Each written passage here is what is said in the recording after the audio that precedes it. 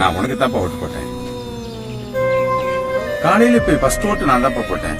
நீ எப்படியாவது ஜெயிக்கணுங்கிறத தான்ப்பா ஓட்டு போட்டேன். 4 வருஷத்துக்கு முன்னாடி துபாயில போய் சம்பாதிக்க போறேன்னு சொன்னேன். 2 லட்சத்தை கொடுத்தேன், ஏமாத்திட்டாங்கன்னு வந்து நின்னேன். உள்ளூர்லயே பைனான்ஸ் பண்ண போறேன்னு சொன்னேன், 3 லட்சம் கொடுத்தேன். பணத்தை வாங்கின பாதி பேர் காண போயிட்டாங்கன்னு சொல்லி அந்த தொழிலையும் விட்டு வந்து நின்னேன். அதுக்கப்புறம் ஏதோ கம்பெனிக்கு வேலைக்கு போறேன்னு சொன்னேன். நீ போன நேரம் அந்த கம்பெனி 3 மாசத்துல இழுத்து மூடிட்டாங்க. 2 வருஷமா அரசியல்ல குதிக்க போறேன்னு சொன்னேன். அதுக்கும் காத்துட்டு இருந்தேன். இனிமேல் என்னப்பா பண்ண போற? இல்ல நான் தான் உனக்கு என்ன பண்ணணும் சொல்லுப்பா. என்னால முடிஞ்ச அளவுக்கு உனக்கு சாப்பாடு போறேன்ப்பா.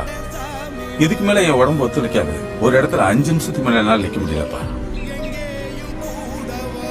30,000 ரூபாய் சம்பாரிச்சா 20,000 ரூபாய் மத்த செலவுக்கே போகுது. இதுக்கு மேல நான் உனக்கு என்ன சொல்றேன்னு தெரியலப்பா.